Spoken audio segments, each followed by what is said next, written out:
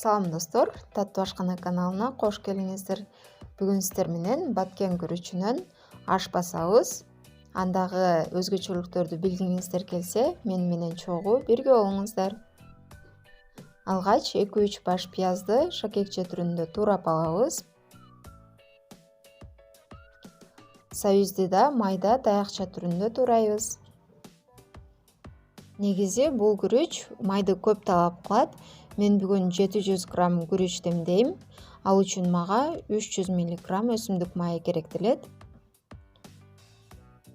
Ысып турган казанга майды коюп, жакшылап ысытып алып, андан соң этти салып кууруп алабыз.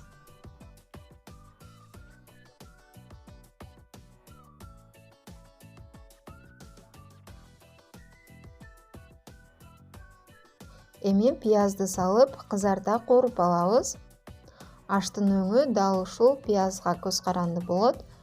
Канчалык пиязды кызыл кылып куурсаңыздар, ашыңыздар ошончолук кызыл болот. Эми буга сабизди салып, аны да жакшылап кууруп алабыз.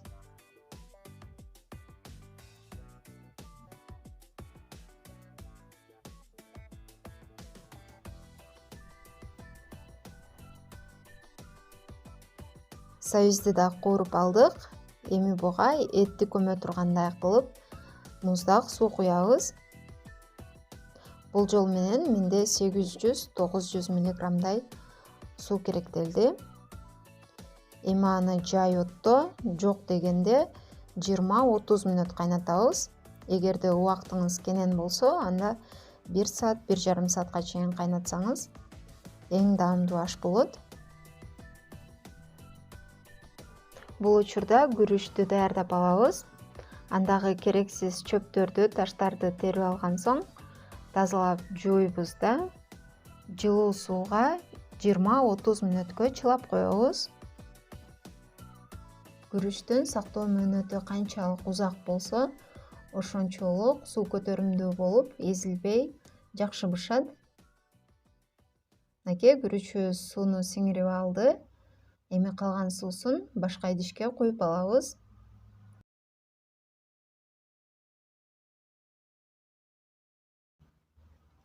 Эми болсо зирбенин эттерин алып, күрүчтү салып, суу куюп алабыз. Күрүчтү салган жерим менде видеого түшпөй калыптыр, ал үчүн кечирим сурайм сиздерден. Суу күрүчтү болжол менен 2 сантиметрдей, же болбосо 1 муун көмүп туруш керек. Эми татымына жараша туздан сээп,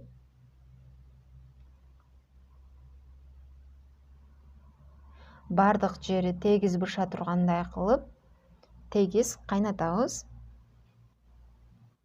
Татымалдардан зире кошуп койсок болот. Үстүңкү бети да бирдей бышыш үчүн дал ушинтип үстүңкү катмарын аралаштырып турабыз. Суусу толук тартылгандан кийин күрүчтү ортого жыйнайбыз. Ал учурда четинен май агып көрүнүп туруш керек. Эми этти кайра салып, жакшы демдеш үчүн алгач целлофан менен жаап, анын үстүнөн капкакты жабабыз да плитаны өчүрүп 20-30 мүнөткө демдеп коебуз. Эгерде сиздерде газовая плита болсо, анда аны эң ылдыйкы отко коюп демдешиңиздер керек болот. Меники электрический плита болгондуктан анда ысык температура сакталып турат. Ошондуктан мен плитаны өчүрүп коем. Мынакей ошентип биздин баткен күрүчүнөн, тактап айтканда ак турпак күрүчүнөн даярдалган ашыбыз даяр болду. Эми аны жакшылап аралаштырып, тарелкаларга сала берсек болот. Достор, баткен күрүчүнөн аш демдөөдөгү мен билген сырлар мына ушулар болду. Эгерде сиз билген дагы башка сырлары бар болсо, комментарийге жазып калтырыңыз.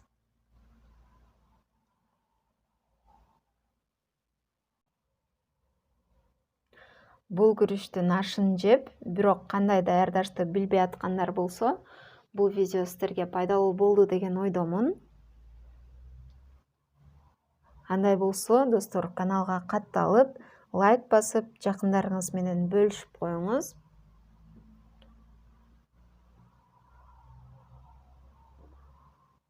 Ошондой эле менин каналымда кандай видеолорду көргүңүздөр келет, ошол тууралуу да комментарийге жазып калтырыңыз. Мүмкүн кийинки видеодо сиз айткан тамакты даярдап калышым мүмкүн.